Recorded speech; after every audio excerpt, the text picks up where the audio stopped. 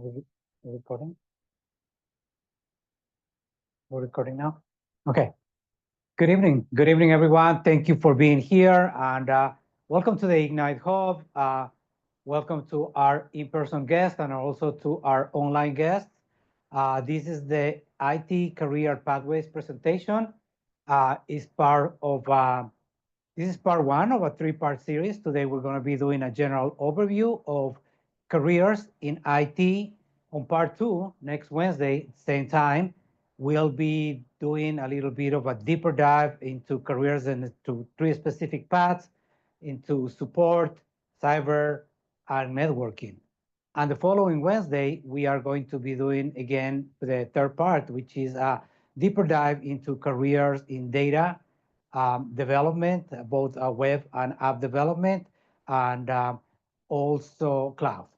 And we're going to be talking a little bit also about AI. But with that, welcome again, and we're going to start a presentation. Next slide, please. Yes, so again, today we are doing the part one of the three-part series. So thank you, Anthony. Next slide, please. So the objectives for today's session is we're going to define what is information technology. A lot of people sometimes think that computer science and information technology are the same thing, and there's a lot of things, they have a lot of things in common, but they're not exactly the same. We're also going to be trying to address common biases, misconceptions, and obstacles people face getting into the IT field. We're also going to be defining general career paths within IT, and we're going to discuss a little bit about training, certification, and other helpful resources. So again, this this workshop is meant for anybody that is either looking into getting into the IT field or maybe switching a career into the IT field. So with that said, a little bit about me. My name is Eduardo Novoa. I am the Technical and Training Development Coordinator here at the Ignite Hub. I have over 20 years of experience in the IT industry. I've done a little bit of everything. I actually started building computers back in the day when that was still something that it made sense to do. These days, it's no longer the case, unless you're building really a super high-end computer for gaming or something like that.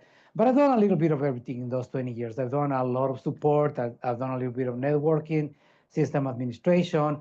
Then I also been working in cyber, and both with the cyber department and also with the cyber academic department. So, and now I am switching here a little bit more of the instruction side. So I hold a Bachelor of Science in Technical Management with a concentration in Business Information Systems and a master's degree in cybersecurity. I also currently hold the CISSP certification. It's cybersecurity certification. Is highly respected. We're going to touch a little bit about that when we go into the certifications part. My current role, again, is the Technical and Training Development Coordinator here at the Ignite Hub. And something about me, that I'm an avid reader. I read about fiction, nonfiction. I love to read about a little bit of everything, and I'm a big Trekkie. For those of who doesn't know what that is, it's like I'm a big Star Trek fan. So that's a little bit about me. So let's just start with the agenda then. So let's start with topic number one, information technology versus computer science. Again, people sometimes conflagrate these two things and they think that these are interchangeable terms, and they are not. In reality, they're not. There are two vast fields with unique differences, but they also cross over. So let's talk about the focuses of each field. Next slide, please. So again, as you can see, that's a little like a Venn diagram, and we have IT, information technology on the one side, and computer science in the other. And then as you can see, there's like an area where they intersect. Next slide, please. So as you can see, IT, or information technology, focuses on computers, networks, databases, and the transmission of the data.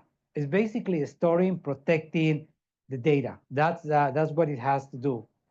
Next slide, please. Computer science, on the other end, focuses on the computation platforms, on the engineering, on the platforms where everything runs. For example, Windows or Android or iOS. Those are the different platforms. okay? And there's specific things that need to be built for those platforms. So that's what they do. They're also these are the people who design the processors on which these platforms run. So lately, there's been a lot of talk about like Apple started developing their own processors, the M1s and the M series processors for um, the MacBooks and the A processors for the iPhones.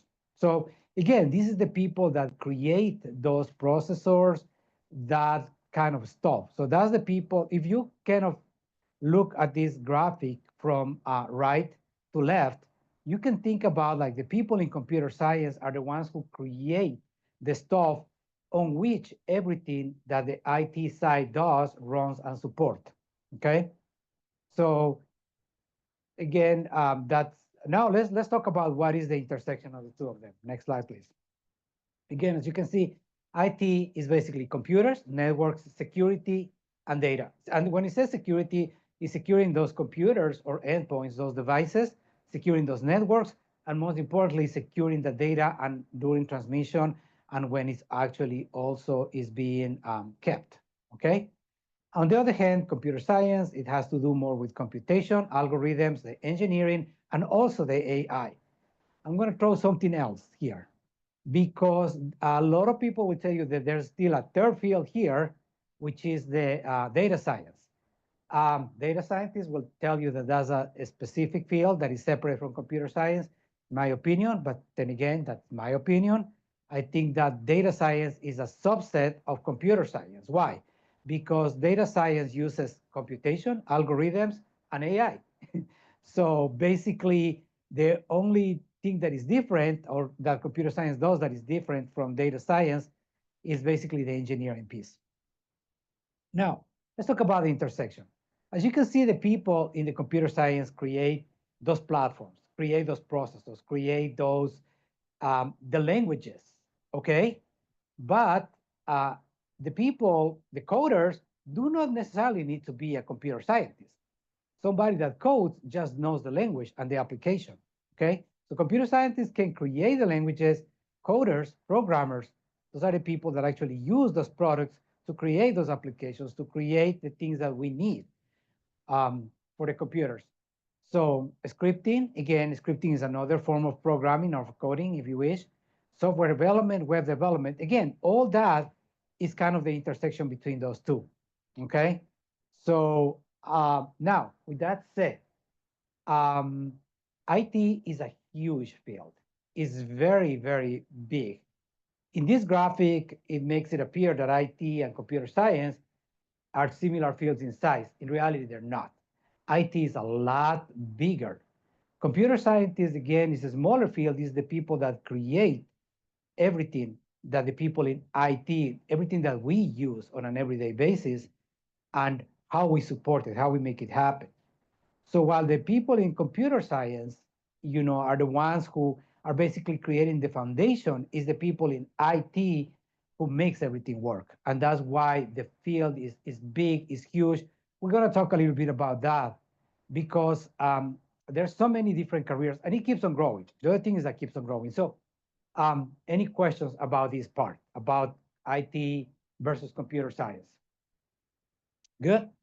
Okay. Also, for our friends online, feel free to post any comments or questions on the chat, and my colleague Anthony will relay them to me. Thank you. Next slide, Anthony. All right, and next slide. So why information technology? Why you're here because either you're interested in a career in IT, you're curious about it, or you just want to learn a little bit more about this because a lot of people is talking why IT, why IT.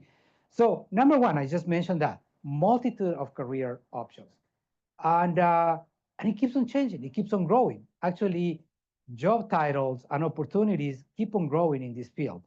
It's a always evolving field. Yes, some of the stuff that we used to do 20 years ago is not being done now, but there's a lot more things that we're doing now. Okay, next. No problem. So booming job opportunities kind of goes hand in hand with what I just said. Okay, so as the field is growing and is now entrenched in every single aspect of our lives, the opportunities keep on growing. Next. So as you can see, there's a little thing right there. So the expected growth over the next 10 years is anywhere from 30 to 250% above the national average, depending on career path.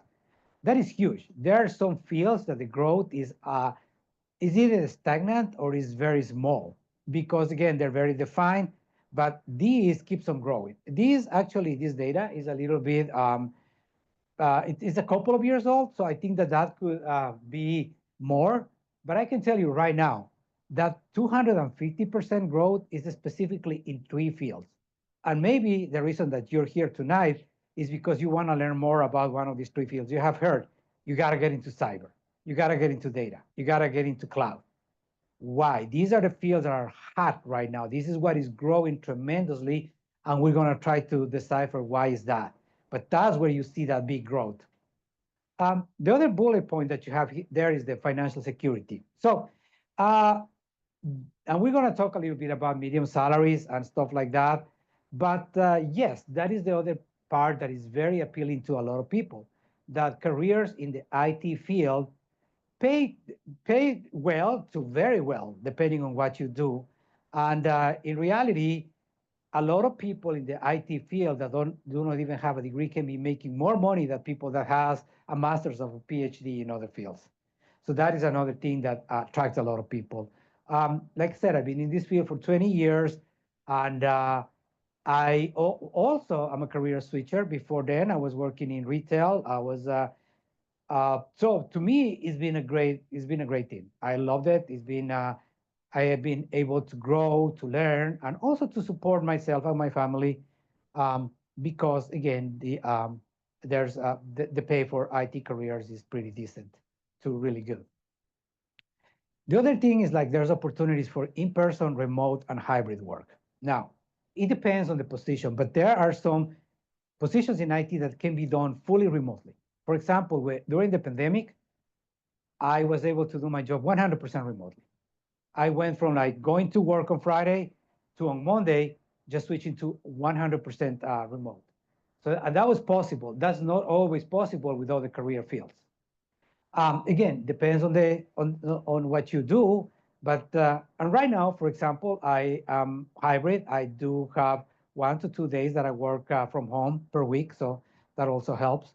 So that's another reason to consider. Next, and the third one is the last one here is innovation, and that's quite important, and that's one the reason that really attracted me. Um, so because this is like I said, this is a field that is always evolving, that is always changing. So with that, two things. First of all, it's very exciting. Things do not get stale, that things do not get old, but um, also that means that the people in this field have to always and constantly be learning new skills and new things as technology evolves. So if that is something that excites you, that you think that you like, then this is the field for you. Thank you. Next slide, please. So, oh, yes. So what industries employ IT workers? Pretty much everybody. These days, everybody has to have IT. I don't care what you do. Even if you have a small business, you have a mom and pop shop, 20 years ago, you could go without maybe just having, a little computer for inventory. And maybe you were thinking about, oh, maybe we need to get into this email thing. And then it was like, okay, we need to get our websites. But nowadays, you cannot have a lemonade stand if you don't have some kind of IT, because you need to take payments, electronic payments. You need to have some kind of presence, social media, or on the web or something like that, so you can advertise your business, and that's how you grow. So again, media, public sector. Again, you cannot have a government, you cannot have schools run these days without IT. Travel, manufacturing, financial services, energy and resources. So every single aspect of our lives is now entrenched with IT. And all of these fields do need that expertise. Some more than others, depending on what they need, but all of them require. And if they don't require people that is experts fully in IT, they require people that have certain skills that were in the past reserved only for the IT group. Okay, we're going to talk a little bit more about that. Next slide, please. So with that, we talked a little bit about like these three huge fields that are growing. And then again, there they are: cloud, data, and artificial intelligence and cybersecurity. This is where really the trends, this is what is going on right now. So let's start with cloud computing, okay? We're going to try to define what is cloud because, you know, some people still don't really get what is cloud and why it's so big. So the growth in this area is that now, as you can see, that more than 50% of organizations use more than one cloud provider. What does that mean? Even if it's, again, a small business, a lot of these days you are not running your own email server. You are using something like Office 365, right? So that's one cloud provider because you are doing that on the cloud. Microsoft is doing that for you. Is a service. Clouds are basically services, and they could be whole computer networks. It could be computers. It could be applications. We all use the cloud. Sometimes we don't think about it, but for example, when you're streaming Pandora, you're using the cloud. The files that are not on your device, you're streaming them over online. They are on some, you know, data center, and you're just streaming it through this application. That is an example of cloud. Also, when you're watching Netflix, that is cloud. So we all use cloud in some way, shape, or form. And organizations are now using different types of clouds. Again, the big players here are going to be Amazon, Microsoft, you know, and we're going to talk a little bit about that. Data protection and security, and that's your cybersecurity. Again, as the surface grows, there's more opportunities for attackers.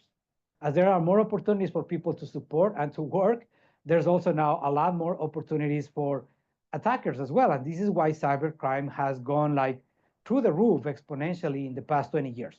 Think about this. 20 years ago, in your household, how many computer devices you had? Maybe there was one computer for the whole family, right? Maybe one, two smartphones. Now think about how many devices connected to the internet you have in your house. I'm a family of four. Just counted the other day, we have over 30 devices between phones, computers, you know, the dongles connected to the TV, the streamers, and this and that. So that has grown exponentially. And this is why every single one of these things is now vulnerable to an attack. That's why now that need for data protection and security has increased tremendously. And that's why those coveted jobs in cybersecurity, we're going to talk about that. There's a ton of them. Unfortunately, it's not as easy to get into them, but we'll get into that. Data analytics, again, the same reason. We are producing so much data on an everyday basis. Every time that you are surfing, you know, your phone online, you're producing tremendous amounts of data. So, for example, one of the things like, why do you guys think that Google is free and Google offers you email and it gives you storage and it gives you a lot of the services for free? Not free, not free. I remember when we used to have to pay $15 a month, $20 a month to have an email account. Now everything is free. And the amount of storage is tremendous. And you go like, oh, it's free. No, it's not free. You're paying them with your data. We are producing so much data. But this raw data, in its raw form, it doesn't mean anything. It's just huge piles, mountains of data that need to be analyzed so they can be turned into information. And that information then needs to be put into context so it can turn into intelligence. So people can use and they can say, oh, I'm going to try to sell. This is the reason why when you're searching for shoes, you know, on a website, and then you close it and then you come back to another browser and like somebody's offering you shoes and you're like, how do they know that I was looking for shoes? Again, that's kind of how that data is being used. We are producing so much data, but that needs to be organized and it needs to be put in certain context so they can use it. And that's the reason why the data analytics field has grown so much. And now the forward, which has been the talk in the past couple of years, especially during the last year, is artificial intelligence and machine learning. So that is inevitable now. I think that nobody can say right now that this is not a passing thing. This is not like a trend. AI is here to stay. And that's the bottom line because it's just being adopted in so many different fields. Here at the Ignite Hub, our programming, we have guest speaker series, and we have had a lot of people coming and talking about how AI is being used and applied in a lot of different fields. As a matter of fact, in a couple of weeks, we're going to have Dr. Phil Feldman, who's going to come. He's going to talk about how can you create effective prompts for AI, because AI is a program. If you don't ask them the right thing, it's not going to give you good results.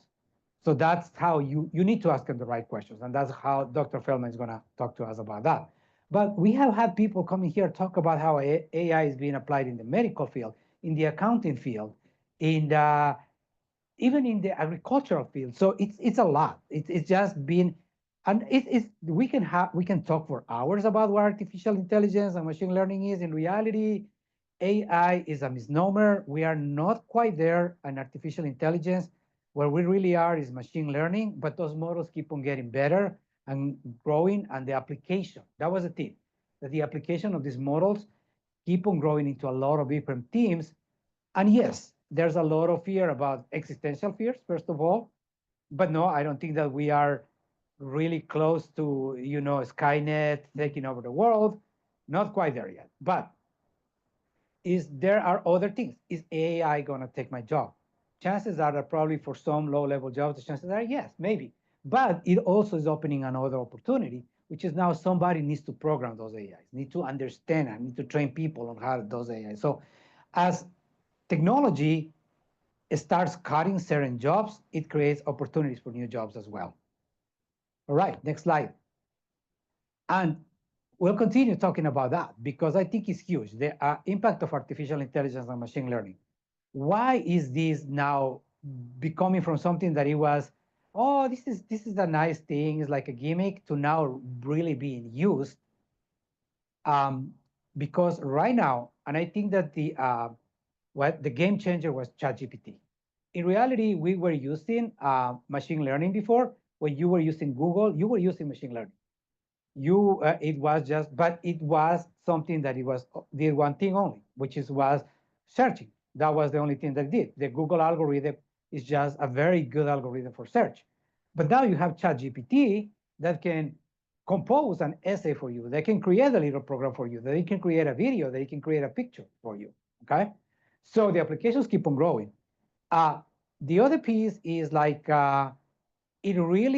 it could help a lot of people into creating something that it will take a long time.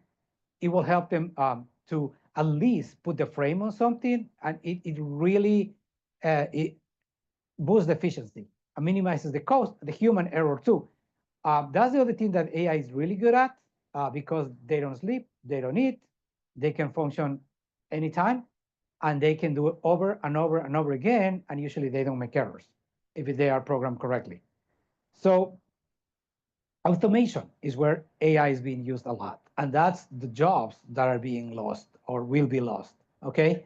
So all those little manual check things that people used to do, maybe that data, what used to be called data entry, or maybe checking logs and stuff like that, now AI can do that, okay? So as you can see, so now it frees up time for IT pros to engage in strategic high impact activities, basically more difficult things. But the bottom, that's really where it is at.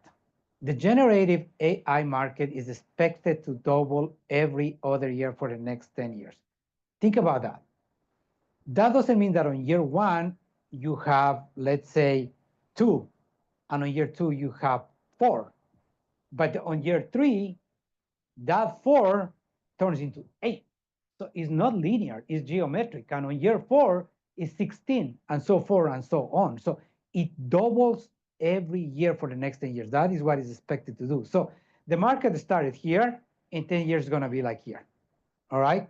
So that's where it's at. And then again, as with technologies, usually technology, there's always a lag because technology becomes viable, but there's not enough people that have the skill set to apply it, to deploy it, or to train other people. So there's always that lag. And that's where the thing it's creating all those jobs as well. And it's creating jobs as we speak again. And generative AI, which is what we've been talking about, something like ChatGPT, can help increase productivity across the value chain, institutional knowledge, and contribute to research and development. That's the big part. So that's where um, this is growing. Oh, by the way, everybody that registered or attended this will get an email with a copy of this presentation. And as you can see, there's links at the bottom. Your PDF copy of the presentation, those links will actually will link you to articles if you want to read a little bit more about this. Okay, next slide, please. So we're going to take a little pause here, and I want everybody to take a minute to reflect in what we have talked so far. And also, we're going to talk about the potential barriers and obstacles, okay? So think about if you're trying to get into the IT field, what have been some of the barriers that you have experienced? What are some of the potential barriers that some people have told you this could, be a barrier for you? And any barriers that you have experienced. So as you think about that, we're going to start talking about some of them. So next slide, please. So there's a few right there. It's a full slide, and there's a ton more, but I think that we can say that that is skills gap, and that is the big one. And I want to make sure that we talk about the hard and soft skills, okay? Because a lot of people think that going into technology, into IT, requires just technical skills, technical knowledge. And yeah, that's a big part of it, but still, as IT becomes part of now every part of the business, so IT is not now a separate department, it's a business function in all companies, in all institutions. So with that, long gone are the days when people in IT used to be in the basement and never talk to the other people. Those days are gone. Now you need the soft skills because IT being part a business function for everybody, you need to talk to your clients. You need to talk to other departments, other businesses. You need to talk to your superiors. You need to talk to everybody. So there's a lot of communication. Those soft skills are becoming more and more important in the field. They have always been important, but now employers are really, really saying we need people with these skills. So both of them. The other one could be lack of access to education or training. Yes, we are very blessed in this area. We right here we have wonderful community college that offers a few degrees related to the IT field, but could be somebody in a more rural area that the nearest training center or college or university is maybe a couple of hours away. So that could be a barrier. Lack of funds. Again, taking these courses may not be cheap. In reality, some of them are not, and they can get really expensive. Not everything has to be expensive, but it could be a lack of funds, lack of the means. The other way could be lack of time. Yeah, this is a lot of people that are trying to get into the field have already a profession. Career switchers, you already have a job, you maybe have a family, maybe have other responsibilities. Yes. So where do I find the time to do this? I really want to do it, but it's going to take some time. Lack of sufficient resources at home. Again, I don't have a good enough computer. I don't have a good internet connection, etc. And yeah, unfortunately, there's still, those isms. There's still a little bit of ageism, sexism, and maybe racism too. For the longest time, IT was, basically male Caucasian dominated industry. It's now becoming more open to, to women and to minorities. But yeah, so there still could be a little bit of that. And there could be also that lack of confidence. You are saying yourself, I don't know if I can do this. This seems too hard. I'm too old. I'm not good at math. I don't know. Next one, lack of experience, certifications, or education. And that's a huge one and that could be daunting. You're looking for a job, you're trying to apply, and the list of requirements is this long. And you're like, oh my gosh, who has all that? I'm going to talk a little bit about that, but just have to understand that that's a wish list. That is a lot of these requirements and preferred things these companies are really looking for unicorns that do not exist. They are hoping to find one, rare, but they are. It could be daunting or even intimidating to see. I want this candidate to have this, plus 10, 3, 5 years of experience. I just graduated. Where do I have that? The last one, I don't know where to start. Again, I mentioned that the field is huge, is big, and sometimes confusing. It is confusing. People want to get into this. They do a Google search, and 10,000 things come at them, and you're like, oh my gosh, where do I start? So that's some of the barriers. Next skill, next step. Thank you, please. So let's again ponder a little bit, everybody here and online. So what do you think are the skills that are required, both hard and soft, that are required for a career in the IT field? And how do you conduct an inventory of your skills? So let's talk a little bit about that. Next slide, please. So let's talk about these are hard or those technical skills, like technical knowledge. Okay, now I need to preface this with I'm listing here some stuff that you're going to see across the board. And this is just for an entry level position, if you wish. As we go deeper we explore these career paths, do deeper dives into them, we're going to be talking the specific skills, both hard and soft, that it will be needed to get into the field. But in general, what you're going to see is that, and the first one is super important, troubleshooting. And you may say, I don't have that experience. Yes, you do. Everybody has. In our life, maybe you haven't troubleshoot an IT system, but you have troubleshoot something in your life. You have encountered yourself with a problem and you're trying to figure out what went wrong and how you can fix it. That's troubleshooting. But that's an essential skill, and it goes across the board in IT. Without that skill, or being good at that, or at least having some kind of inclination to that, that is one of those things that is super, super important. Now, let's talk a little bit about knowledge. And yes, it depends on the field and the position, on the specific, but a knowledge of hardware is important. And again, that knowledge could be very foundational, but you need to understand. You need to understand how these things work, even if it's a high level. You don't really need to understand how a processor works in a computer, but you need to understand what the processor does. Okay, you need to understand how memory is stored in a RAM stick, but you need to understand what the RAM does. Okay, so that kind of stuff, even if it's a very high level. The next one is important, and it's operating systems. So most of us are very familiar with Windows because in our lives, in our schools, that's what we've mostly been exposed to. 95% of the computer in the world run on Windows. But again, there's other operating systems. There's Mac OS, and now those mobile operating systems, iOS, Android. And the next one is important, especially if you're trying to get into cyber and system administration. Linux is important, okay? And again, you're like, what is that? So Office software, and with this, again, it changes. It used to be just Microsoft Office, and it's still kind of like the theme, but now people also do like Google Docs, and Apple also has their suite of things. So, and so knowledge of that kind of stuff. Fundamentals of networks and security, and that knowledge is important. Again, you need to understand how networks work, and how you can secure both networks, operating systems, and hardware, even if it's a very high level. Uh, Again, you don't need to know exactly like the port on the network port or a particular service runs, or specifically what a protocol does, but you need to understand at a very high level how computer networks work. And then there's other software. And when I say other software, that's really opening Pandora's box, because it could be anything and everything. It really depends on where you want to go, and there's software for everything, as you know, these days.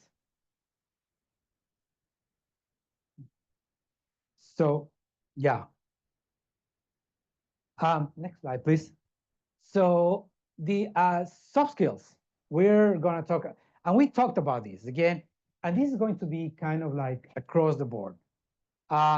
And this is basically what employers are saying. Doesn't matter what you do. And this is not just for IT. As you know, any job these days really require of all these things, but they are very important in IT. Communication. Again, it used to be that IT you never saw your IT guy unless something went wrong. No, that's not the case. You need to have those written and verbal communication skills. Organization. This is the other piece. This is the other part about working in IT that sometimes 10 teams come at you at the same time, and you need to be able to organize yourself and to prioritize things. The capacity to analyze data or to analyze scenarios so you can come up with solutions, with proposals. Learning and research, that is huge, that is big. I can tell you right now that everything that I know related to the IT field, I can say that probably 60% I've learned in school. The other has been stuff that I have learned through seeing, to others, to doing, or through self-informing myself. So that being able to be a self-learner is super important. Last not least, that interpersonal skills. Again, as we are now, the IT professionals need to communicate and to interact with clients, with superiors, with other groups. Those interpersonal skills become more and more important. Okay, nonverbal communication, that capacity of being able to get your ideas across, not just with verbal communication. So again, the hard skills are essential to get noticed. Those certifications, those degrees, or saying I know about this specific piece of software or this and that. But the soft skills are the key to advance in the industry. And let me tell you something right away. The real money in IT is when you get into management. That's where you will get the real money. Yeah, being a technician is fun, is super, and sometimes you can get a lot of money. But if you really want to get the good money in IT, that's going to be in management. And for that, you are going to need probably a degree and to have really good soft skills. Next slide.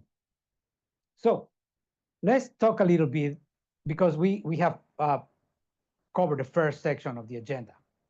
And let's think about, again, personally, what was covered in this section, what stood out for you? And if anybody wants to share, by all means, otherwise you can just reflect on that. And what hard and soft skills you currently have and which ones you need to improve or acquire. So we talked about how do you conduct inventory of your skills. One of the easiest things to do, let's think about the job that you want to have. Let's say, an example, I want to be a network engineer. Go to LinkedIn, go to any of these websites that go and look at 3, 4, 5 different, network engineering positions, openings in the area, and see what these companies are asking. You're going to start seeing after you look at 3, 4, 5 postings, you're going to start looking for a pattern. Oh, everybody's asking for CNC, everybody's looking for this, for that. Again, CNA, I'm sorry. But you're starting seeing a pattern. And then you go like, okay, this is what they're asking. Now, let me start listing what I have, what I know. So that's how you will see how prepared you are for that particular position. The other piece about conducting a self-assessment of skills is don't be too hard on yourself because learn a little bit about transferable skills. Also, I'm going to do a little plug-in here at the Hub. We have career workshops, and one of the things that we do with our partners is we talk about that because a lot of people don't think that they have the skills required in IT, but they do in their current jobs. Let me give you a good example. A lot of people don't think that they have managerial skills, but they have been, let's say, a shift manager at McDonald's. That is experience in management. Management is managing people and processes. Doesn't matter how you do it. The concepts are the same. And if you have that skill, it can be applied from here to here. So you need to think about those transferable skills. I have good communication skills. Yeah, I am not a technical writer, but I can write. So that's a transferable skill. It's something you have the basis. So always think about what you already bringing to the table. Okay. So again, we can help a little bit with that. So, okay. So let's start with the second section. Let's talk about the potential career paths. And before we move to the next slide, I just want to say that this is very, I'm not going to say controversial, but some people, you ask an IT expert how many, you know, areas there are in IT. Some people will tell you, oh, there's 3. Some people will tell you there's 5, 10, 15, 20, 50. So everybody has their opinion, and it's fine. I mean, nobody's really right and nobody's really wrong. So if you click the next slide, we think, and this is CompTIA also, this slide was taken, I'm not going to take credit for it. It was taken from the CompTIA website. So we think that those are the big 6 areas right now, but there's another one that we need to add, which is that AI. So, and this is what we're going to be talking a little bit about today and in the next 2 sessions. So IT support, okay? And we're going to talk about what they do and what is that. Networking people that do cyber, okay? The data security. Then we're talking about the data specialists, data analysts, you know? Software and web development. Some people will separate those two. And in reality, they are 2 different ones, but the skill set is exactly the same, just the application and some of the specific hard skills that are different, but the idea in general is the same. And now the cloud specialist, okay? So those are what we're going to be talking. Next slide, please. So let's start with the first one, IT support, pardon me. And this is something that I spend a lot of time in my career doing, because this is usually where you start. A lot of people in IT start in support, okay? So the quintessential entry-level job in IT is to be a help desk specialist, okay? We all have interacted with somebody in this field. If you ever got locked out of an account and you had to call for your password to get reset, guess what? You talk to a help desk specialist. If you are at your work, you know, something went wrong with your computer, you have to call the help desk, you have to talk to a help desk specialist, okay? Or a field service technician. So that is the quintessential, but it's big because these are the people that usually you get to see in IT. These are the, what I always say, the boots on the ground. And this is big, believe it or not, because the responsibilities are big. So let's talk a little bit about the common functions before we talk about specific job titles. So as you can see, listen to customer description of issues. Again, you call the help desk, you know, but this skill set, believe it or not, is hard, because I always compare this to being a triage nurse. You know why? You need to, first of all, be able to listen deeply to what the person is telling you. Second, you need to be able to translate what they're telling you in plain language, or maybe sometimes incorrect language, to the correct language so you can understand what's happening. Third, you need to assess how grave is the situation. Okay, and this is where my triage nurse example comes in. You're a triage nurse in the emergency room. You have 2 patients coming at the same time. They're both complaining about chest pains.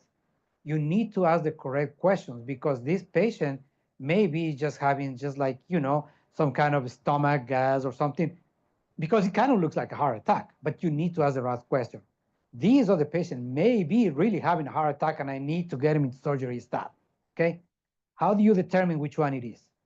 So again, it's an entry-level job, but that skill set is not easy. Okay. It requires finesse, and it requires, you get better with practice, obviously. Then the second one, diagnose computer and network problems. Again, and this could be even harder if you're on the help desk, because you're not seeing the problem. You're hearing somebody describing the problem to you through their own eyes. You're trying to interpret what they're seeing or what they're saying. And you're trying to figure out what can be possibly wrong. You're running scenarios in your head as you're talking on the phone with these people, okay? And again, that troubleshooting piece, trying to troubleshoot as you're talking to them, is like, what can possibly be wrong? So they're telling me that the computer is not turning on. It could be something as simple as like, you know what? The power cable became loose. You, you won't believe how many times that happened to me. Hey, the computer is off. But it was just that.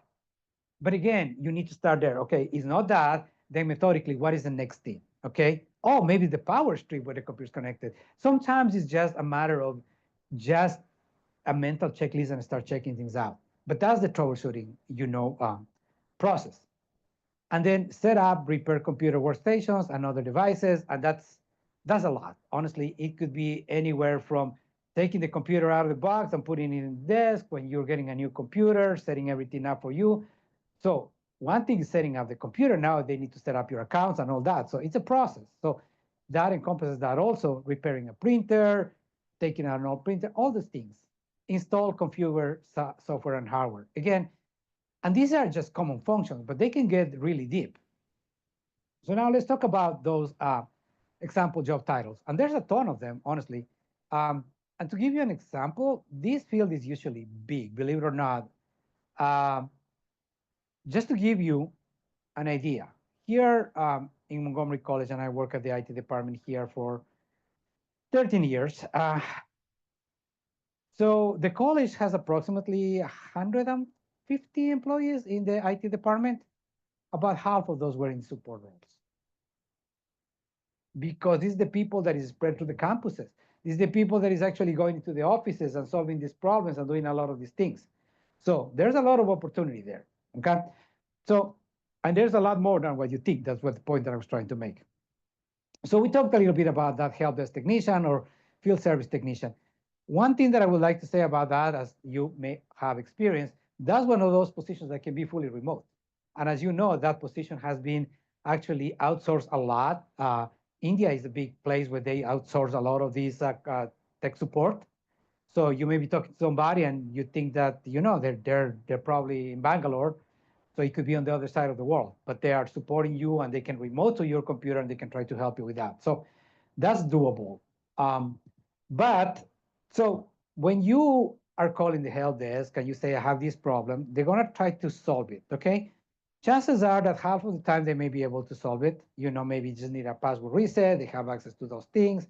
They can take care of you. Or maybe they can troubleshoot the issue. Can you try this? Can you try this? Did it work? Okay, great. Thank you. If it doesn't work, now they need to send somebody. Okay. That's your tier two support. That's the person that actually goes into the room, because they now need to open a ticket. Okay. And that ticket gets assigned to a technician. So the technician goes into the office and says, okay, they sent me here because they say that you're having XYZ problem. They couldn't help you over the phone. Let me see what can I do? Okay. So that's your tier two. And that people also do a lot of other stuff. Since they're on the field, these are the people that usually come and install your new computer, troubleshoot any problems that you have. You need a new piece of software, they will install it for you, they will configure it, etc., etc. Tier 3 is again still support, but it's a higher level. These people can also be remote, because these are the people that can be managing, you know, whole organizations. You know, they can be support, they can be the system administrators for, let's say, an application. This could be the people, and system administration actually falls into IT support, okay? Because these are the people that, for example, manages some of these applications, some of these tools. Let's say Office 365, you're having a problem with your account. So as the system administrator or administrators from Office 365 will try to help you with that. So there's a ton of things that, you know, these people also, sometimes they need to work with the network engineers, because sometimes they need to get into the closet. Depending on how big your organization is, you can be doing this job and a network engineer job and even a little bit of a cybersecurity person job too. So that's more or less IT support. So it's a big field. It's a great place. It's usually where you start in IT. You can grow, and obviously there's management, you know, there too. So yes, that's a good one. Next one, networking. So again, this is the people that you actually almost never get to see. Without these people, nothing will work. Okay. As much as I, you know, admire and my the people in support, because those are the people that actually help everybody to go along. Without the network, nothing will work. Okay. Without the network, we will not be able to connect to the folks online. Without the network, I will not be able to be showing this. So it is, everything runs in the network. And so let's look a little bit about the functions, okay? Support internal servers and network devices. We're going to talk a little bit more about that. Ensure network is functional and secure. That is big. That is huge. Believe it or not, does anybody here know what the 5 nines are? You know. 5 nines. I think it has to be uptime availability. Yes, correct. You got it. So 5 nines is like 99.999% of the time. That is the standard that most companies operate on. That's how the time that the network has to be up 99.999% of the time. Think about that. That in a year, that means that you're only allowed to be out for like 5 minutes. And that is just a regular good old company. For the federal government, there are institutions that go 7 nines, 12 nines. That is so ensure the secure transfer of data. And this is where these things start getting a little bit enmeshed with one another, because a lot of people in cybersecurity has come from networking, and there are people in networking, again, depending on the company, some people in networking may also be cyber, and some people in cyber may be doing networking as well. Very related. Backup network data. Again, this is a system and administration a little bit, and optimize network performance. Again, going back to that, uptime. So let's talk a little bit about supporting those internal servers and network devices. This is the system engineers too that fall into the network engineers. The systems engineers are also part of this group. These are the people that are managing those servers internally in your network. And those servers can be actual servers or it can be virtual servers. They need to keep them up and running because the applications like Office 365 or whatever, they run on these things. So that's very important. Backup the network data. Again, your data is only as good as your last backup, honestly. Because if a disaster can happen a lot of different ways. And this is one of the things that you learn in cyber is like, it's only when you start looking into how fragile we think that, things can, how wrong things can go, like in really a short amount of time. And then again, it's like, how good are you? You're as good as your last backup. So backing up data is super important. So having that plan and having that strategy, super important. So these people, again, you don't see them a lot. Maybe you've seen them working in those network closets. If you ever seen those things that, those little rooms that have those racks with all those pieces of equipment, with all those lights, look like a Christmas tree. Yeah, maybe they're messing with that. That's your network engineers. But without them, nothing will happen, because that's what really is the backbone of everything. Let's talk about some of the job titles. Network support technician, this will be the entry-level job for this particular area. And again, this could actually mean that you are installing cables, the network cables. Okay, you're running cables from the patch panels in the closets here. So it could start right there. But then the most the most emblematic job, I guess, for networking is going to be your network engineer. The network engineer is the person that is on those closets, and looks like they're not doing much, but they are the people who configure, deploy, patch.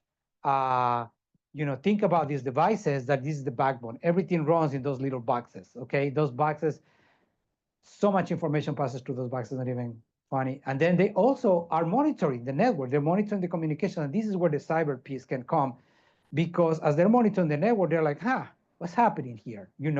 Well, this looks strange. Why I'm getting all this traffic on this side? This is not normal.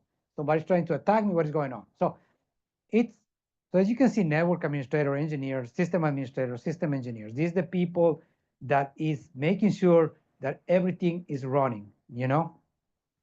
20 years ago, I remember one of the most dreaded phrases that you could hear is the server is down. Well, it's the people that is supposed to make sure that the server is never down. Okay, next slide, please. Cyber. After this, we're going to take a little break. And okay, so this one is near and dear to my heart again, because cyber, it's kind of like where I really branch to. And so let's talk about, again, the common functions, okay? So conduct vulnerability assessments. Again, you're looking at where are you vulnerable, okay? As you've heard that saying, a chain is as strong as its weakest link, and that is so true. And again, is looking where am I vulnerable? Where is it? And just think about just a regular company, and not even the size of Montgomery College, that has hundreds, if not thousands of devices spread all over a geographical area, maybe all over the world, because now with VPN and stuff, you can have your network really ends where your farthest device is. And it could be somebody, it's in Asia right now, it's in Africa, it's in Europe. That's where that's the reach of your network. So you need to conduct, where am I vulnerable? Where can be the possible places that I can be attacked, that I'm not so safe. Detect cyber threats. And that's usually when we think about cybersecurity, that's where it comes to mind. The people in the war room, looking at those screens and all those things, takers and stuff. So yeah, you're detecting, you're just analyzing what's happening in my network. That's what it is. I'm looking at what's happening, what are the requests coming in, what is going out, and is there anything suspicious? Anything is wrong. Evaluate security controls. And that's basically, it could be as simple as, is that lock working?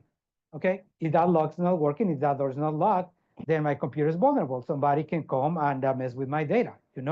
So security controls are a variety of things. People, again, think that they are like these super sophisticated things, but it could be something as simple as a lock, as lightning, as, the access to the data, etc. Monitor network traffic. We talked about this. Investigate security breaches. So I have two of my friends here from the cybersecurity program. One thing that cybersecurity people know for a fact, and this is, we take it because it is what it is not when, it's not if, I'm sorry, but when you're going to get attacked. You're going to get attacked. That's not, it's not that you're not going to get attacked. It's when you're going to get attacked and how bad the attack is going to be and how ready am I to face it and to be able to go back to business in the least amount of time possible. Okay, so that's huge. Okay, so how long has this been people being here? What is the amount of damage? I need to shut this down. When can I recover and be back on business? That is huge, and that's usually that's the most dreaded call that cybersecurity people have. We've been breached.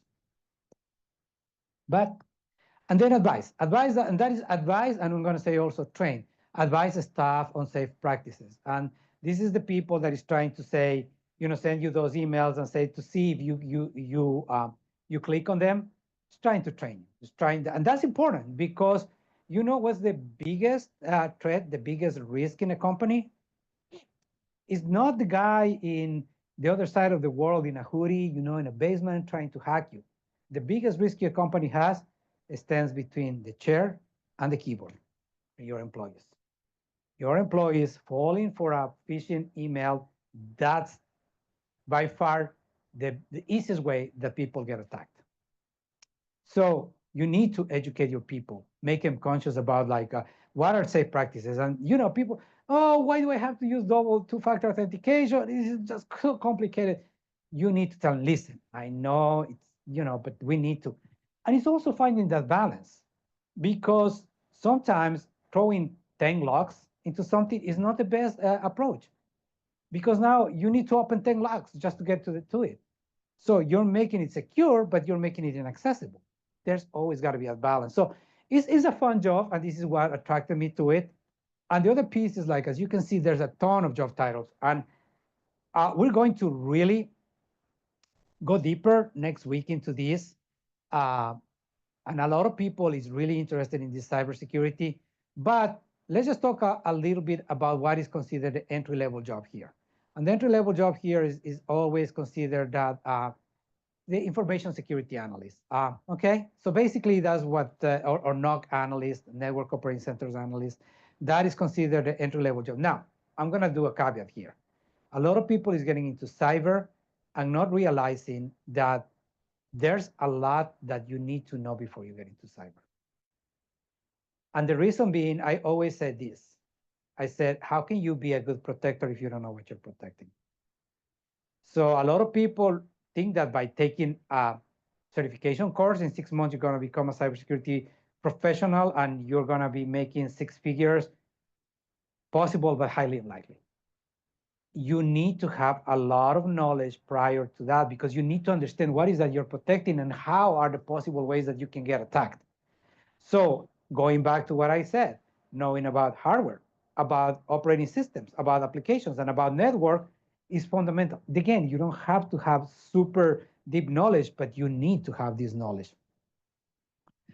And this field is growing so much, so many different titles. So penetration tester, this is the fun one. This is when you actually get paid to hack into people's companies, but there's limits to that. Obviously, you have to disclose every single vulnerability that you found, and and you cannot profit from the hack, obviously.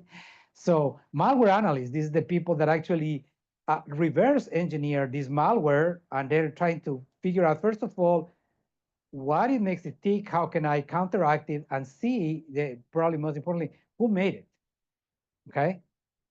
Cryptologists, everything in cybersecurity is based on encryption. Without encryption, there will be no cybersecurity.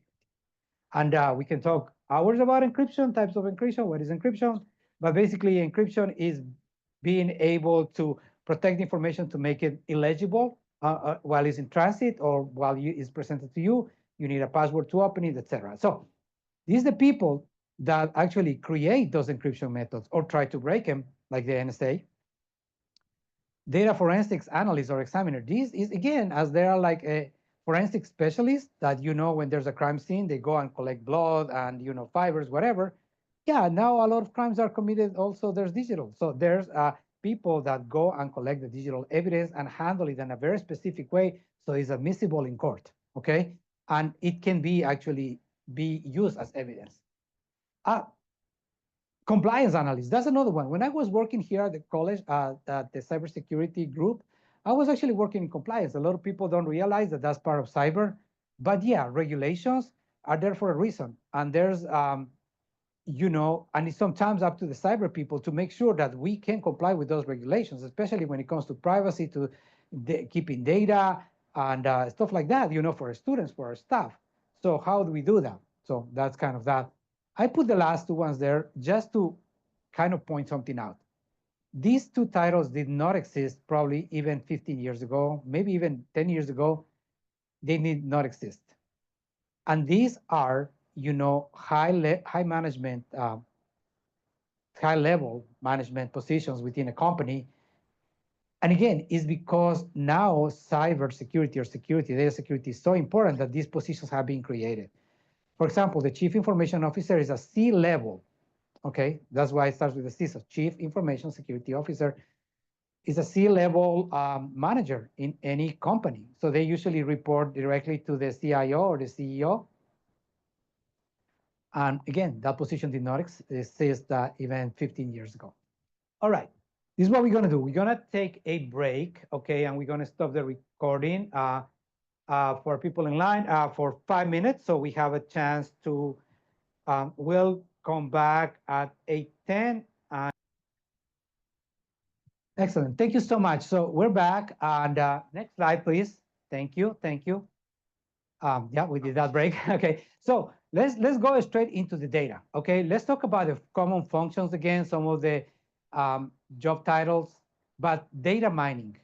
Okay, and I want to explain what data mining is. So, like the term implies, is like mining a mountain for gold. It's basically just gathering, it's taking a lot of raw material. Now, as you know, when you're looking for gold, you take half of a mountain and you get 1 kilogram of gold, right? Same thing with data. You're gonna get tons of data. Most of it is actually garbage, it's trash, it's not good data. But how you separate the gold from the dirt is through data analysis. So this is where you have to use those algorithms, that AI, to just separate the data that is actually valuable from the data that is not valuable, okay?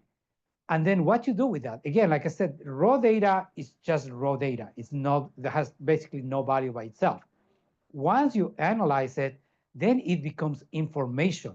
It's now data that is being structured and you can use it, okay? But it becomes even better when you perform a statistical analysis or a predictive modeling, and it becomes intelligence, okay? So when you put it into context, now that data can be used and you can make projections. So we can expect to sell 30,000 of this particular model in red in the fall of 2025, because we have analyzed our data, what is being sold, and we have done a predictive modeling, and we have done a statistical analysis with it.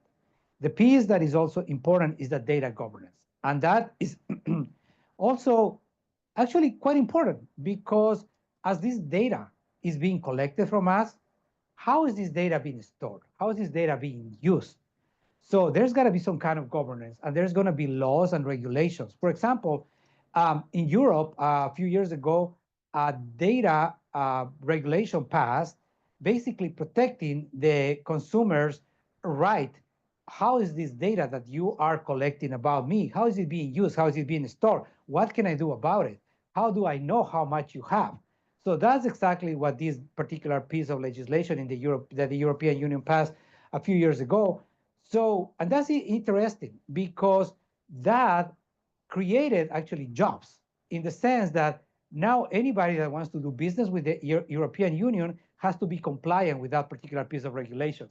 So now, if you're doing business with them, you have to have somebody that is cognizant and an expert on that particular legislation so you can be compliant with it, and then you can now do business with them. But that's in a nutshell, more or less, with data. Again, I'm being this is the 30,000 feet view. We'll try to do a little bit of a deeper analysis in a couple of weeks. But let's look at those job titles. Again, data analyst, data architect, engineer, scientist, and that's the last one is an oldie but a goodie, database administrator. 20 years ago, before this data thing exploded, that was the only data jobs that it was really recognized. We still have them, they're very important. But the DBA, database administration, that was, and it was a big job back then, it still is. But I believe, oh, this please now. Okay. So data analyst, I just want to go really quickly to each one of these. And because all starts with data, first of all, I want to start with the definition of architect versus engineer. Just like in the civilian world, the architect is the person that designs the building, okay? But a couple of things about designing a building. First of all, yeah, they're more artistic. They're the person that, with the vision, but they cannot say to the engineer, hey, build me this building and everything is made of glass. The engineer is going to laugh. He's going to say that's not possible. The architect needs to understand the limits and the possibilities of the technology, okay?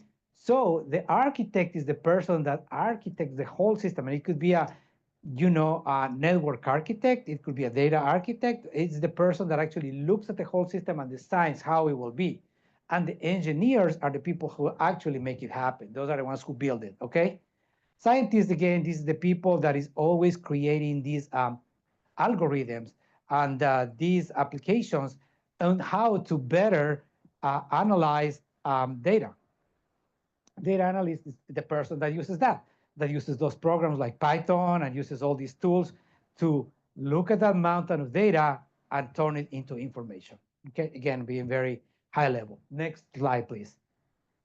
So software and web development, again, like I said before, again, there are two different things, but the skill set and the functions are so similar that it's really not a problem to put them together. So again, going back to meet with clients to discuss those needs. And this is where those soft skills now are super important, as you can see. Modify or create, I'm going to say, software programs, okay?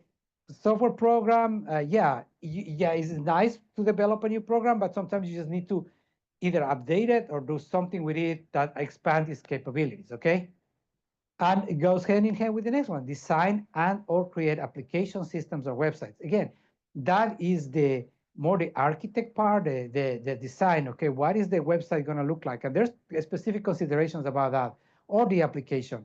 Is this application compliant with, disabilities, people with disabilities, et cetera, et cetera? What is going to look like? What is the palette, the color palette? What is my icons going to look like?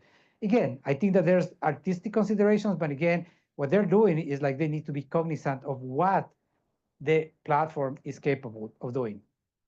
And then write programming code, and that works for both app development and web development. A lot of people don't think, but web development is huge. Actually, web development has two parts because you can be a web developer, what is called the front end, okay? So you are developing websites, basically. It's like what the user sees, or you can be the back end developer. These are the people that create all the other pieces that interact with that website.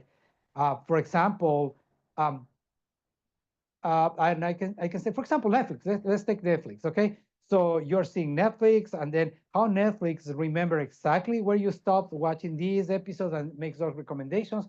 All that is in the back end, okay? You're interacting. The web page is just what you're interacting with, but everything that's happening here is because of the back end.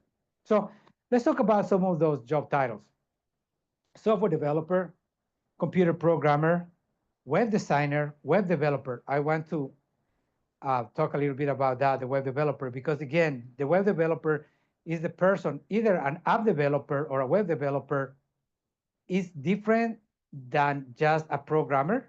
They are not interchangeable. The programmer can either create, write, modify programs, but the developer is the person that sees both sides of the equation, either be the design of the application or the design of the website and also how it's being built. So that's why developers make a lot more money than, let's say, just the programmers. Coder, which is kind of like similar to a programmer, it's just like a lower level. It's just people that just write specific little snippets of code or scripts. But that's usually what that means. Let's look at the last one. Next one. Cloud technologies. Again, cloud, we've been talking a little bit about cloud, but let's look at some of the functions, okay? So determine the needs for the organization. So somebody says, I want to, again, it could be a small, medium organization, says, okay, I need an email system. So you need to determine what the needs are. How many users are we talking about? And what is the best um, cloud service for these people? Is it going to be Gmail or is it going to be Office 365? Which one makes more sense for them, depending on what they need? What package is what they really need, okay? What technology it is that they need. And then again, it could be a lot of different things because cloud is not just applications. It could be a lot of things. Then manage data across multiple cloud environments. When we say this, and we talked about how a lot of organizations now have more than one environment, usually that means that they have some applications in Amazon Web Services or AWS and some applications in Microsoft's environment or Azure. So how, and guess what? They can talk to each other, but they're not that friendly. So how you, and you have to have things here and things here, how you make sure that that experience is seamless to your users and to your employees. So you need to manage that. Maintain those functions. Again, how you maintain those accounts, those tenants, all that stuff.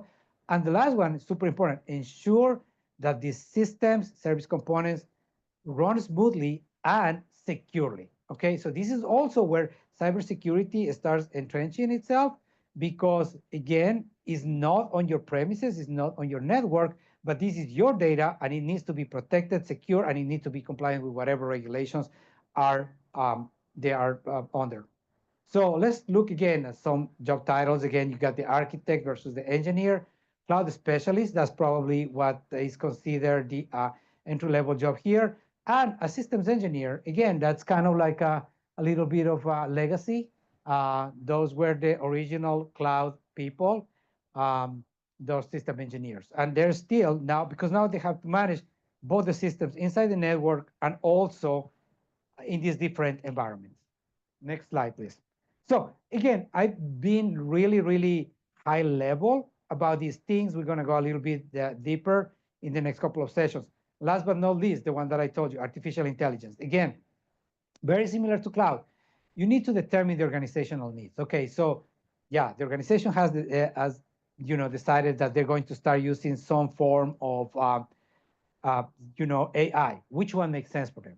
Okay, which one is it going to be an open source? Is it going to be what makes more sense for them as far as like cost and options? Manage again, just like you manage a cloud, you need to manage these language models. You need to manage how this is going to be set up and how this is going to be maintained, which is the next one. Maintain the language model proficiency. When we say that, it means that they always need to be updated. And large language model, an LLM, is as good as the field where it's getting the information from. So you need to make sure that that information is correct, that is good, that is enough, and that is updated, okay? So you need to maintain that and also to maintain how that is being queried and ensure that everything runs smoothly. So these are some job titles that we're seeing now, prompt engineer, again, because when it comes to talking to AI, you need to ask them the proper questions. Otherwise, you're not going to get the results that you need. And then again, you're talking to a program, you're talking to a computer, you're not talking to a human.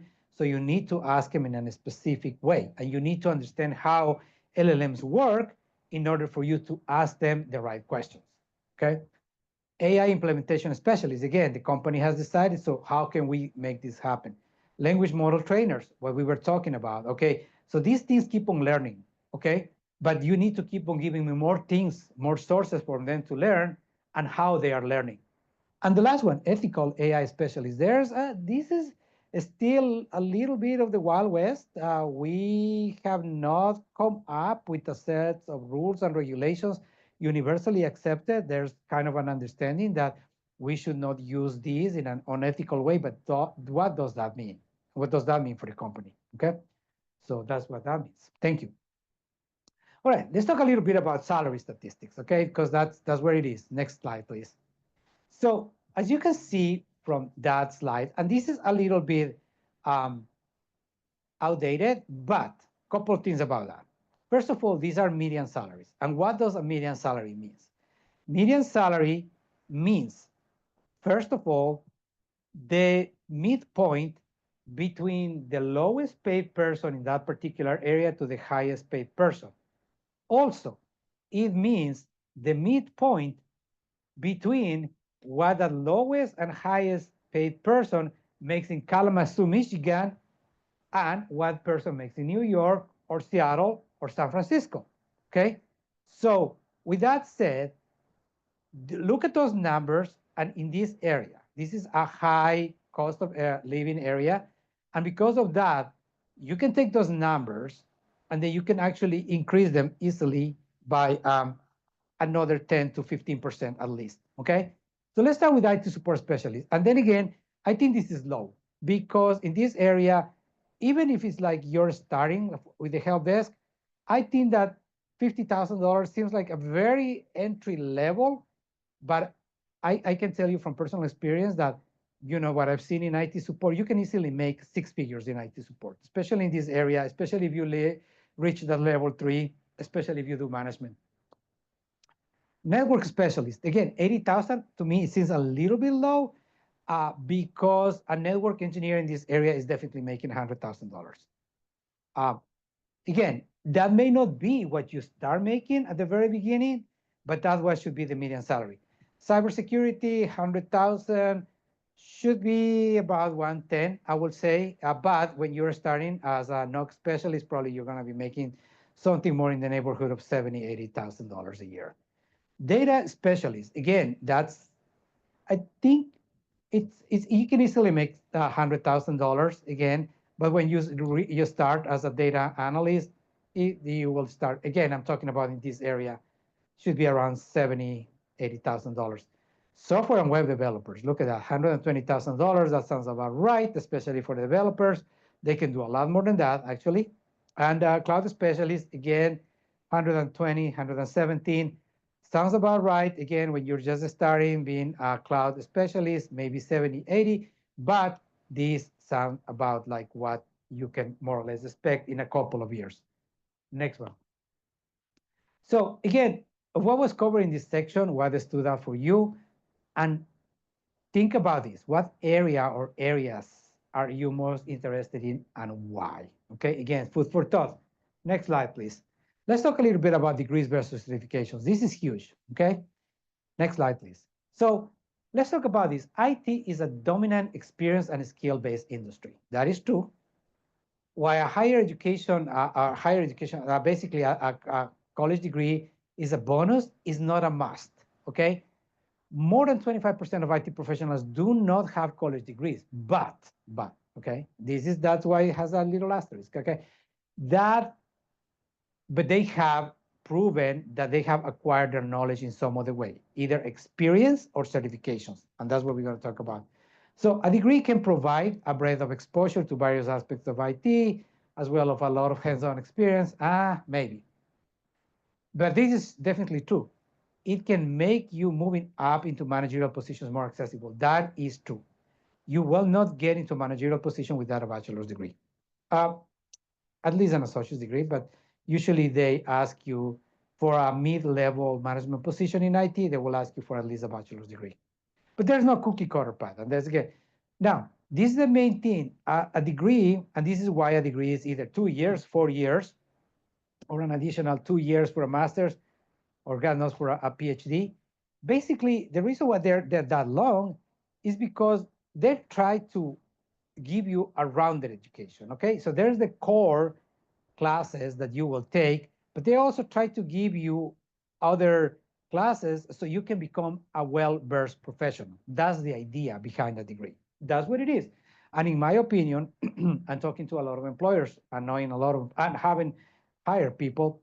To me, a degree what proves is that you have started and been able to complete a long-term project.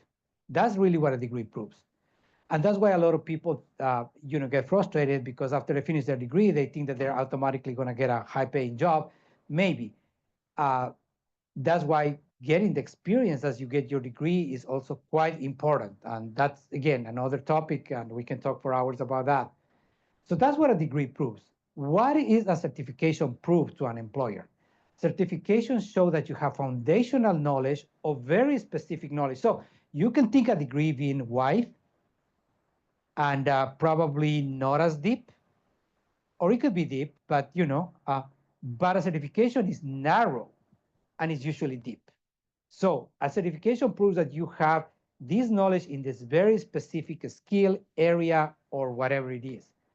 And they are specific to skill set or path, and they are generally required on most job announcements. And that's the thing, that you look at some job announcements and some of them ask for a degree, a certification, and experience. And how do you get all three of them? Again, it's a topic for another conversation, but it's doable. That's all I can say. You just have to have a plan. Next one, please. So let's talk about industry certifications. Next slide, please. So let's talk about it because there's two types, okay? IT certifications are often listed in job postings that either required, and we're going to talk about the why is required in certain times, or preferred. Okay, so why is required in a lot of things, especially in this area for a lot of people that is looking to work either for directly for the federal government or as a contractor for the federal government.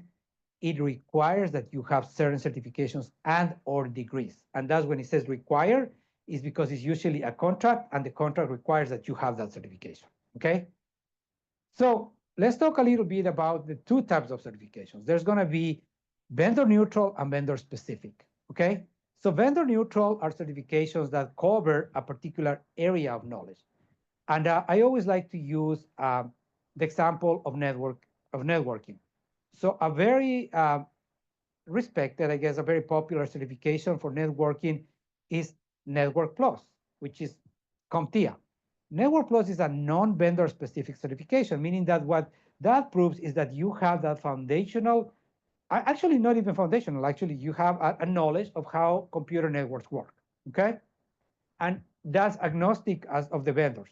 Now, there's a couple of things thrown in there because some vendors invented some things in networking, but that's now, there's another certification that is very coveted in networking, which is the CCNA. CCNA stands for Cisco. Uh, CCNA stands for Cisco Network Associate. So basically, I'm sorry, it escaped my mind. But what that proves is that you can configure, deploy, and and also troubleshoot, patch Cisco devices. Because you will think that networking is the same, but yeah, networking is the same, the concepts are the same, the language is the same, but Cisco does it one way, Aruba does it another way. So that's why. And Cisco being the biggest player in the game, that's why a lot of companies that run their networks on Cisco say, okay, I want you to be Cisco certified. So that's about that. Now, how do you get certifications? So there's a couple of different ways that you can get certifications. Certifications require that you prepare and or train, that you pass a test. Then after you get your certification, if you pass the test, and we're going to talk about how you get to the test in a second, you need to maintain that certification because it's not forever. Usually certifications last you only for 3 years. And first of all, you need to pay most likely a yearly fee that it can be, anywhere from like 75 to a couple or a few $100s per year for you to maintain that. Or the other thing is like, if you don't want to have to take the test again after 3 years, you need to have what they're called education credits, continuing education credits. You can take a course, you can watch webinars, you can attend conferences, all these counts toward that. But the idea is that you are keeping up with the field, okay? So there's a cost, to prepare. That cost could be zero, but that cost could be thousands of dollars. Let me explain. So when you're preparing for a certification, it may be that you have enough experience and knowledge because you've been doing this for 10 years that you're like, okay, I'm ready to take the exam. Boom. So that you're ready. Or you can say, I'm going to buy the book, the official book or unofficial book in Amazon or whatever, and that could run you again $100, whatever it is, and then you prepare yourself. There's the third way, which is you can go, and my recommendation, not because I work for a community college, but you go to a community college and you take under the workforce development, they usually offer these courses to prepare you for the certifications. Why do I recommend that? A couple of reasons. First of all, it's a little bit spread out. So it's usually 8, 10, 12 weeks. So the knowledge is spread out a little bit, and it's going to be in the hundreds of dollars versus thousands of dollars if you go to one. Again, I have nothing against these training centers. They have a part, and I have taken some of these boot camps, these classes, but they, A, very expensive. They could be expensive in the thousands of dollars. And B, they just try to cram you 1,000 pages of knowledge in 40 hours. So, but again, there exists for different reasons because it works for different people. So so that's how you prepare. Now you're prepared to take the exam. You need to make an appointment and you need to pay a fee for the exam. These fees, again, depending on certification, can be anywhere from a little bit over $100 to something close or over $1,000 for some of these GX certifications. Oh my gosh, these people. Anyways, so this is the other thing. If you don't pass the exam, usually you need to pay another fee. You get a discount on the second try, but you do not automatically get another free pass. So with that said, that's overall what certifications are. Let's move on. So, and again, I am not affiliated with CompTIA, as a matter of fact, but I need to mention them. And who is CompTIA? So the CompTIA stands for the Computer Technology Industry Association. Is a non-profit trade organization that issues professional certifications for the information technology industry. And again, their certifications are considered industry standard. They're not affiliated with any specific vendor. And as a result, they're applicable across the entire industry. Most importantly, they are accepted mostly universally. And there are 3 entry-level certifications. Next slide, please. Okay, I'll talk a little bit about this, but the 3 entry-level certifications are recognized universally as good entry-level certifications for people that is trying to get into the field. To obtain the certifications with a little bit of experience, you have a chance to get a job. And those certifications are A+, and A+ covers basically hardware and operating systems. And there's the Network Plus, again, networks. And there's Security Plus, which basically it's how to secure networks, operating systems, and devices. If you don't have any experience, any knowledge at all in IT, but you want to get into IT, so you need foundational knowledge, they have this certification. It's called the ITF Plus. Even if you don't take the exam, it's a good course to take because it will give you a foundational knowledge in the things that I've been talking about. Hardware, software, operating systems, and networks. Again, very high level.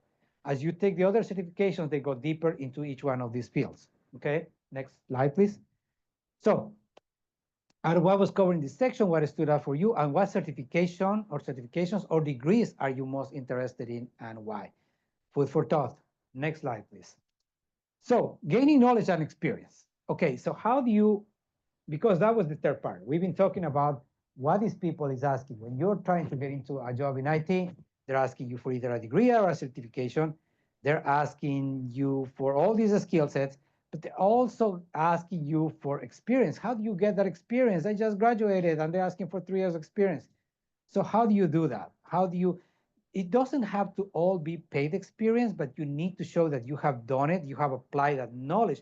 A degree or a certification proves that you have the knowledge, but have you applied that knowledge? And that's why a lot of times they ask for that experience. How have you applied that knowledge?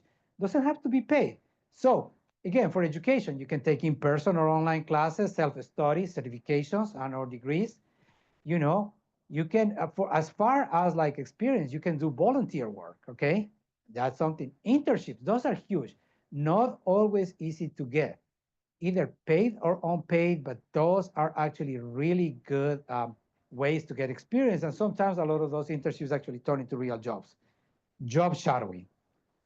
That is also important. If you work in a company, and a lot of companies will allow you to do this, if you talk to your manager, supervisor, say, listen, I would like to eventually get into IT. Is there any way that I can shadow, the network engineer or the support person, for one day or 1 day a week for a couple of weeks or whatever, so you can see what they do on a daily basis. But they have to arrange it between managers. A lot of companies are amicable to that, and that's actually a good experience for most people. Informational interviews, those are always good. I recommend them very much. Um, but a couple of things about those. So what is, first of all, an informational interview? That's when you talk to a professional that is in the position that you're trying to be. How do you do that? So one of my favorite ways is like either you know somebody, but you formally ask them, okay, to please, can I meet with you because I would like to, if you give me half an hour, 1 hour of your time, you can either reach to them directly, you can reach to them via LinkedIn. If you have a LinkedIn profile, you see somebody in LinkedIn, you can say, now, I'm going to tell you this. Most professionals are always welcome of people that is trying to get into the field, and they will try to accommodate you with that, but be respectful. With this, I mean a couple of things. Show on time, show with the proper attire, and show up with the proper questions, okay? Don't be asking how much you make. You can ask the question in a different way, but what is your day look like? What is your work-life balance look like? Is that okay with you? How much education you had to get for where you are? What kind of recommendation you give me? I'm just trying to start, trying to get into the field. Those are super useful.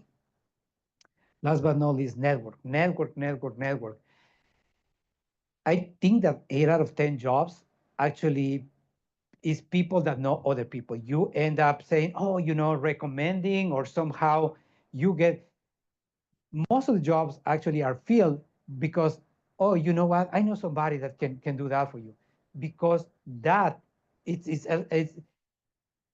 takes for a lot of people that is trying to hire people. If you have the respect of a colleague and they recommend somebody, you're gonna more likely to say, okay, because now I trust this person. And there's like, okay, I think that there's a little bit of less of an unknown quantity there. Okay, so networking is super important. You gain a lot. Next slide, please. Okay, ways to network, again, in the classroom with other students, professors, etc. Meetups, those are good, depending on the industry that you get into. A lot of these meetups are free. You just need to kind of like meetups, cybersecurity meetups in my area, coding meetups, stuff like that. And again, there's a mix of professionals and people trying to get into profession. So you're trying to network. Job fairs, hiring events, conferences, they are good. Chamber of Commerce events and LinkedIn's, again, groups, associations, etc. Next slide, please.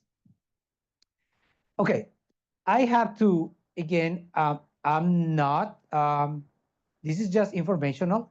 Here, for example, I talked about how community colleges are a great way to acquire foundational knowledge or to prepare for certifications here at Montgomery College, but all community colleges in the area must have something like this. Under their workforce development area, the non-credit classes, usually they offer this kind of courses. Here, our sister program, the Information Technology Institute, offers those, and there's just a slide to some of the classes that they offer here. So anywhere from computer basics, cybersecurity, programming, and preparing for those different certifications. So again, these presentation is going to be sent to all of you if you have any more questions, okay? Next slide, please. Also, another tool that you have here is us, the Ignite Hub. You are here because you somehow found us and you think that this was a useful resource, okay? So we have a lot of other programming. We have a lot of other events. This is just one of our programming. We have 4 areas. I think, can we go to the next slide, please? And you obviously, so these are some of the services that we have that they can be of use to you. We have these speaker series, the Fireside and Fireside Chat and the Future of Tech. On these 2, we bring professionals, okay, to talk about either different technologies or to talk about their career paths. So they could be inspirational. They could usually you can get a lot of good information out of these, okay? We have these coding boot camps that are actually coming up. You can register for them right now. We're going to do an intro to coding and an intro to app design in March and April. They're completely free. Okay, the IT Career Pathways workshops, which you are attending today. And this is a great segue for somebody that we have online, Mr. Chris Stephens, and he's going to be joining us shortly. But we also offer career workshops and career coaching and partner internship opportunities. If you're so kind to go to the next slide, please. And I will allow Chris, thank you for being here. And Chris is from Career Catchers. He's going to tell you what Career Catchers does with the Ignite Hub and some of the services that we offer. Thank you, Chris. Good evening, everyone, and thank you, Eduardo. So as Eduardo mentioned, my name is Chris Stephens. I'm a career coach, and I work with a nonprofit organization called Career Catchers here in Montgomery County. And we're partnered with the Ignite Hub to provide one-on-one career coaching.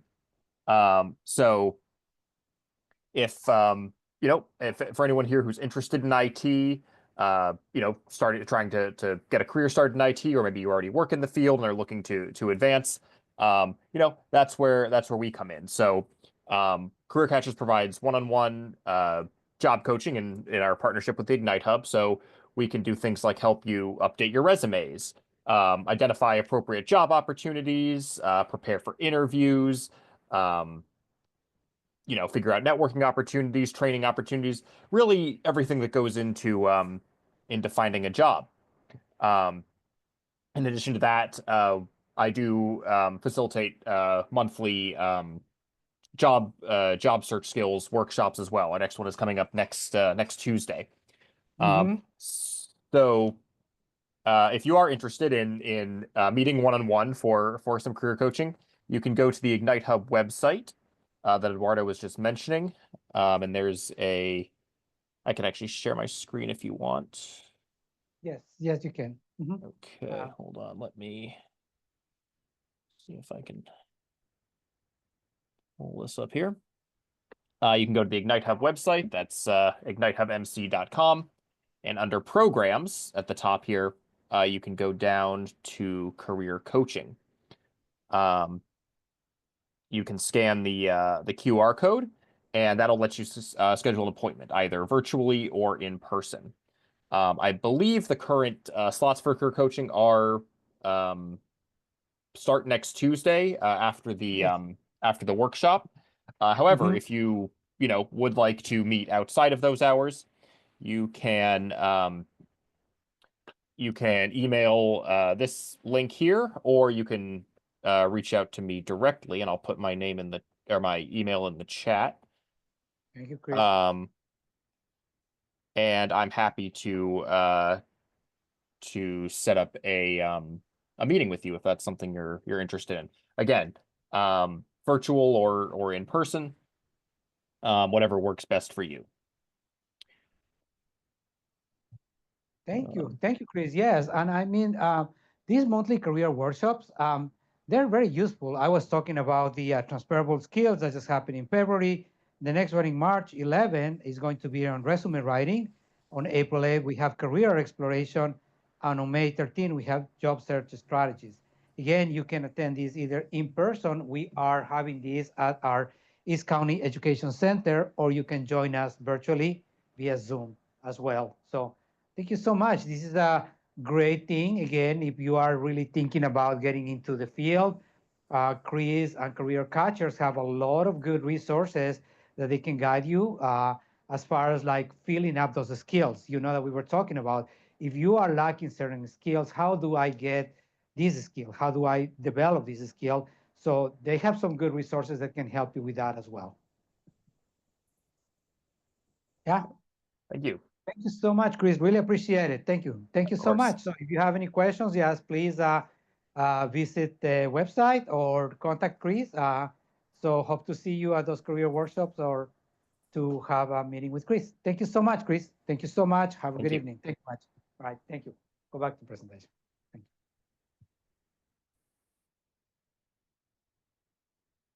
So again, that is another very good resource that we have. Can we go to the next slide, please? Okay, so again, we are nearing. So this is the presentation for today. I hope that you join us in the next two sessions where we go deeper into the different areas that we talk about, that we gloss over a little bit. On those, we are actually going to be going a little bit more into the salary and the job growth expectations and in this area. So that, and we're going to go a little bit more into the titles and what the different things they do. So with that said, out of what was covered in this presentation, what stood out for you the most? But most importantly, and again, I think that I want you to take a minute to think about this. What actions will you take after attending this presentation? Doesn't have to be nothing big. It could be, what is my action item? What is my action item? Is my action item going to be, I'm going to go and schedule an appointment with Chris so I can get some career coaching? Or B, I'm going to find out more about the A+ certification? Or C, I'm going to attend the next week's presentation? Or D, I'm going to go and look for like possibly a course with ITI? What is that I'm going to do? So think about this. If you're here, it's because you're interested. What is your next step? It doesn't have to be big, but we need to start somewhere. Okay. And if I want you guys to walk away with something out of tonight, is like, what is the next step? Okay. And the next step could also be, and this is actually quite acceptable. The next step may be, I need to look for something else. IT is not for me. It's fine. When you are exploring a new field, one of the most useful things is for somebody to kind of guide you a little bit so you don't waste your time and your money. I unfortunately seen people that has tried to get into this field without the proper knowledge, and then they quit after 6 months, 1 year. But yeah, they have wasted time and money. It's okay to say, this is not for me. This is not for everybody. But you're here because you think it's for you. And if it's for you, great. What is your next step? So I will leave it up to you. And then I am going to open the floor for any Q&A, for any questions that you may have for the audience. Oh, that's my information right there. Again, these slides will be sent to you guys, but that's I encourage you to visit the website, our Ignite Hub, or if that's my information. So with that said, if anybody has any questions here online, please let us know. Thank you. Anybody? Anybody has question online? Okay. Well, that's okay. If nobody has questions, I think that I would like, oh, there's a question right here. Hi, thank you so much for the session. It was great. I wanted to ask, what would you say is the average time for somebody to get from no knowledge about probably cybersecurity to a good enough point to get hired? Yeah. Thank you for that question. That is a very good question. Okay, so it all depends. Okay, so like I said before, and I don't want to scare anybody. I want to actually expand on that and thank you for your question, because when I said that there's a lot to learn, there's literally a lot to learn. But with that said, I want you to understand two things. That this is been my experience, my personal experience, that while I've been learning things for the past 20 years, in my opinion, nothing has been so hard, so difficult, nothing. Probably networking is the most, sometimes it could be challenging and difficult, but nothing is really super difficult to learn. Sometimes what makes it a little scary is that there's a lot of like acronyms and the names are like kind of crazy and scary. But when you break it down, the technologies are not that difficult to comprehend, even if it's a high level. So with that said, there is a lot to learn, but you don't have to know everything because you will learn as you go. My advice will be that you need to have that foundational knowledge. And that foundational knowledge is important to have in the areas that I said: hardware, operating systems, network, and a little bit of security. So why is that important? Even if it's a very high level, because if you don't have, if you are missing one of those, yes, you can go and take a certification course, and maybe you can even get certification. But I can assure you, because I've seen this with colleagues, that knowledge that you don't have will come to back to bite you at some point, especially foundational knowledge. And one of the most important ones, believe it or not, that I've seen is people seem to gloss over networks. Because like I mentioned during the presentation, these is people that you never see. You never think about the networks, but nothing works without the networks. And in cybersecurity, you need to understand how the information traverses the network, because you need to understand where is the attack happening and where is it coming from. Is the attack at the application level? Is it they're attacking me at the application? Is the application where is it being happening, or is it lower in the chain? You know, when you're learning networking, you learn about the OSI model and the 7 layers. So you need to understand where is this happening, at what point of the chain is happening, and what are the possible type of attacks that is happening here. So again, trying to answer your question, if you have that foundational knowledge, I can say that I would recommend that you take a preparation course, even if you don't take it, but no, you can take the preparation course for Security Plus, but you need to. I don't recommend anybody to just go and take the preparation course for Security Plus, because they're going to be talking about protocols and this and that, and you're like, what is that? So you're not going to understand what they're talking about. If you have that foundational knowledge, then it's going to be much easier. So how long will that take? It depends on every person, you know, but acquiring the foundational knowledge, again, you can take a couple of foundational knowledge courses, or just to kind of figure out yourself, taught yourself what you need to know. But when it comes to networking, there's a lot of free resources out there. There's a ton of free resources out there, but it can be a little, the problem with trying to you understand learn yourself is that sometimes you don't have the proper structure. So sometimes you need somebody to kind of guide you and say, learn this first, then learn this second, learn this third, and so forth and so on. So that is the structure that, you know, these courses sometimes can give you. And again, I'm not guiding you to any particular one, but is it possible to learn by yourself? Yes, it's very possible, but it requires a lot more than just going to a structured training and then you taking it after that on your own. I hope that answers your question. Thank you.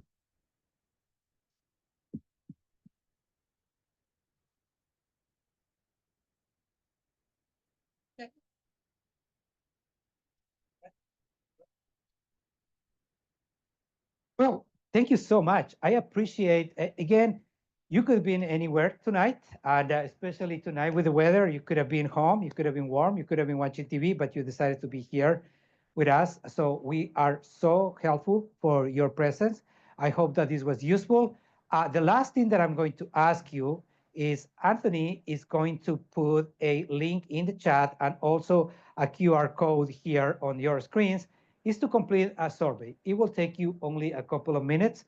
It helps us a lot. It helps me into developing the material that we teach here at the Hub and how we can help. So if you can take a couple of minutes to complete that survey, we'll be highly appreciative. Yeah, just drag the QR code, please. Thank you. And here, I think Anthony just put the QR code in the chat. I appreciate the presence of everybody here tonight and also the people who join us online. I hope to see you next Wednesday and the Wednesday after.